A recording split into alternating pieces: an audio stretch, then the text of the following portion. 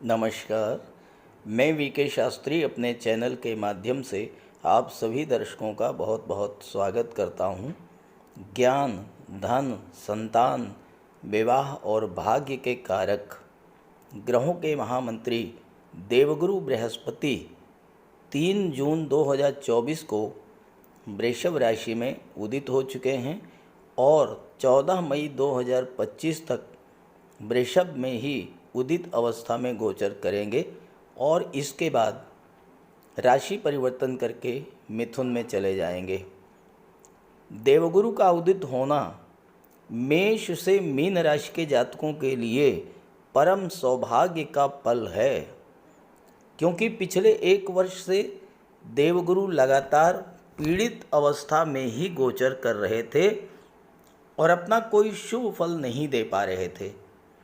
आपको याद होगा 2023 में जैसे ही देवगुरु राशि परिवर्तन करके मेष राशि में आए थे, राहु के साथ चांडाल दोष बन गया था और 30 अक्टूबर तक चांडाल दोष बना रहा।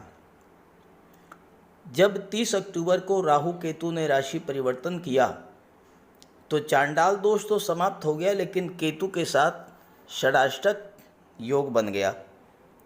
इसी के साथ शनि की तीसरी दृष्टि भी पूरे वर्ष देवगुरु पर पड़ती रही, लेकिन 1 मई को जैसे ही गुरु वृषभ में आए तो शनि की दृष्टि भी हट गई, केतु का षडाष्टक दोष भी समाप्त हो गया, लेकिन आते ही देवगुरु अस्त हो गए और अब 3 जून को उदित हुए हैं।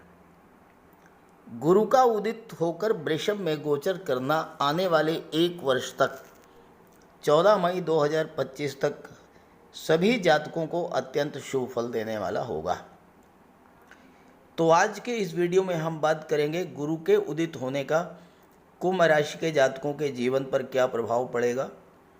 ये विश्लेषण आपकी चंद्र राशि के आधार पर किया जा रहा है और वीडियो के अंत में मैं आपको देवगुरु के उपाय भी बताऊंगा। तो ये है कुंभ राशि के जातकों की कुंडली। देवगुरु का गोचर आपकी कुंडली के 4th भाव में है और यहाँ पर गोचर करते हुए गुरु की दृष्टि 8वें भाव, 10वें भाव और 12वें भाव पर पड़ रही है। यहाँ पर गुरु लाभ के स्वामी और धन के स्वामी होकर के 4थे भाव में गोचर कर रहे हैं। 4था भाव जो होता है ये सुख भाव होता है, तो आने वाले 1 वर्ष में आपको 4थे भाव, 8वें भाव, 10वें भाव, 12वें भाव और धन के भाव का सुख प्राप्त होगा। 4थे भाव में गुरु का जब गोचर होता है तो गुरु के बारे में कहा गया है किंग कुर्वन्ति सर्वग्रह यस्य केंद्रे बृहस्पति। वो जातक जिसकी कुंडली के 4th भाव में गुरु का गोचर है, केंद्र के भाव में गुरु का गोचर है, उस पर किसी ग्रह का कोई अशुभ प्रभाव नहीं पड़ता।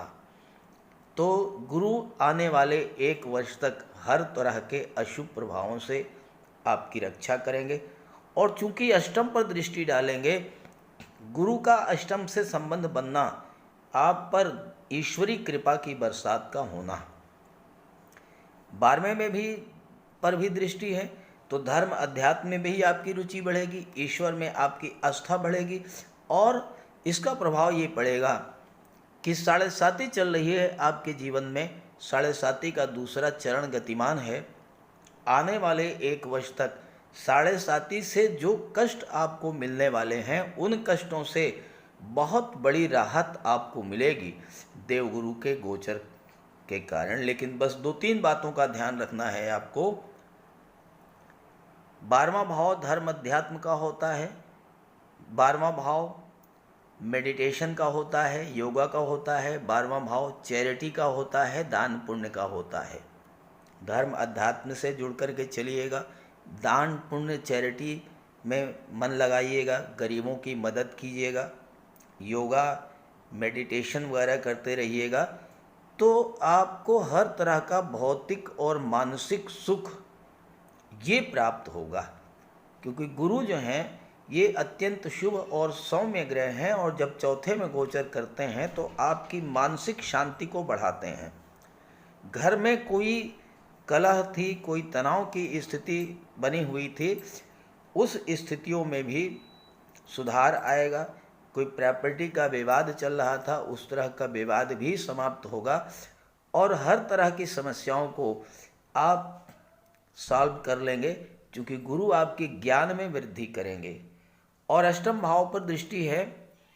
जो लोग रिसर्च से जुड़े हुए हैं, जो लोग ज्योतिष तंत्र मंत्र से जुड़े हुए हैं, जो अनुसंधान के क्षेत्र से जुड़े हुए हैं, उनके लिए भी ये समय बहुत अच्छा रहेगा। और 12वें भाव पर दृष्टि है तो आपको विदेश जाने का भी अवसर प्राप्त होगा। देवगुरु की दृष्टि दशम भाव पर है, जो कि आपका कैरियर, आपका प्रोफेशन होता है। गुरु का कार्य है विस्तार, दशम भाव का विस्तार करेंगे तो आप अपने कैरियर, व्यापार व्यवसाय का इस समय विस्तार करेंगे।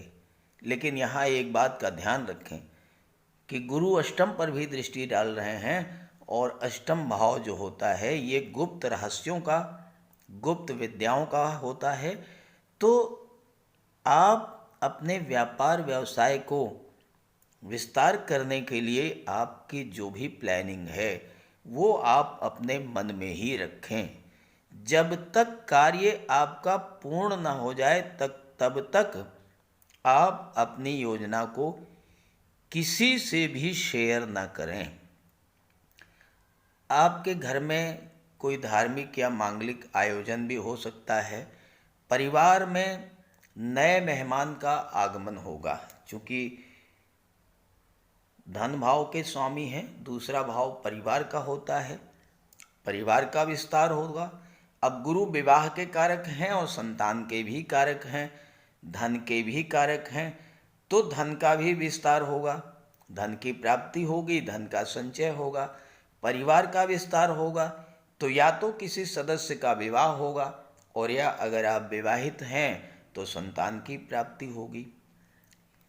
दशम भाव गवर्नमेंट को शो करता है, यहाँ पर गुरु की दृष्टि है तो आपको दशम भाव के सभी शुभ फल प्राप्त होंगे। और लाभ के भाव पर लाभ के स्वामी हैं तो दशम भाव की चीज़ों से आपको लाभ मिलेगा। तो केंद्र के या राज्य सरकार के विभागों से जो जुड़े हुए अधिकारी कर्मचारी हैं उनसे आपको लाभ मिल सकता है।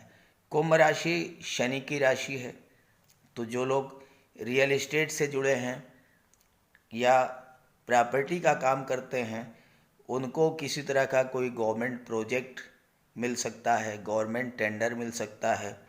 और गुरु की दृष्टि अष्टम पर है, तो जो भूमि के नीचे के दबे हुए पदार्थों का व्यापार व्यवसाय कर रहे हैं, आप ऑटोमोबाइल्स के क्षेत्र से जुड़े हुए हैं, आप ट्रांसपोर्ट टूरिज़्म के क्षेत्र से जुड़े हुए हैं, मेडिकल के क्षेत्र से, केमिकल प्रोडक्ट्स के क्षेत्र से जुड़े हुए हैं, इन सभी क्षेत्रों से जो भी जातक जुड़े हुए हैं उनको गवर्नमेंट से इस समय बहुत बड़ा लाभ मिलेगा आने वाले 1 वर्ष में। तो इस गोचर का लाभ उठाइए। सबसे अच्छी बात आपके लिए यही है कि गुरु का उपाय आप जितना करेंगे उतना ही आपको 7.5 जन्म कष्टों से राहत मिलेगी। तो बात करते हैं उपायों पर। कुंडली में देवगुरु बृहस्पति का बहुत ही महत्वपूर्ण स्थान है, क्योंकि देवगुरु कुंडली के पंचम और नवम भाव के कारक होते हैं। पंचम भाव से संतान का विचार किया जाता है, शिक्षा का विचार किया जाता है और नवम भाव से भाग्य का विचार किया जाता है।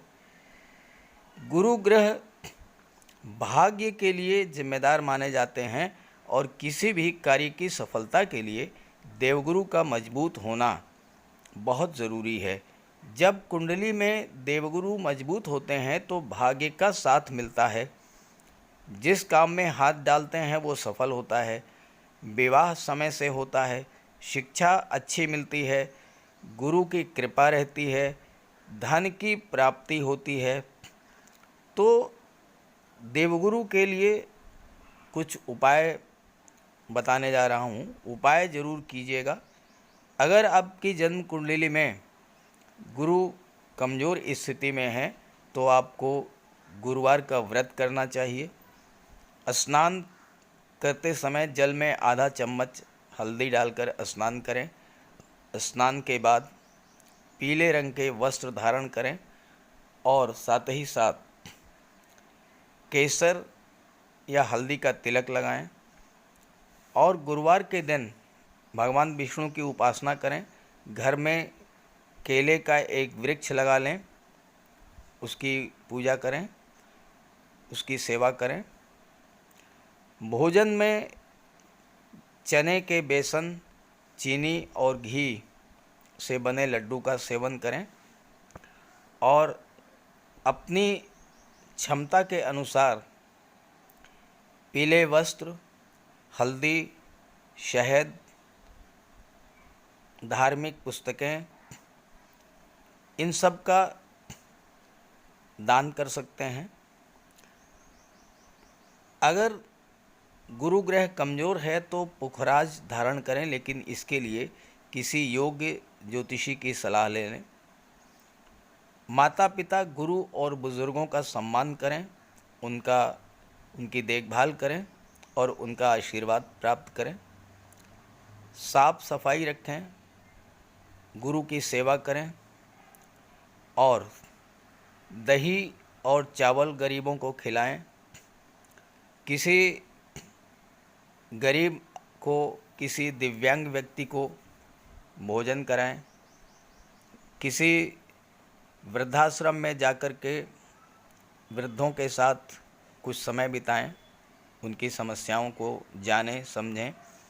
कोई ज़रूरी नहीं है कि आप धन से ही सहायता करें, तन और मन से भी आप मदद कर सकते हैं दूसरों की, और ऐसा करने से देवगुरु अत्यंत प्रसन्न होते हैं।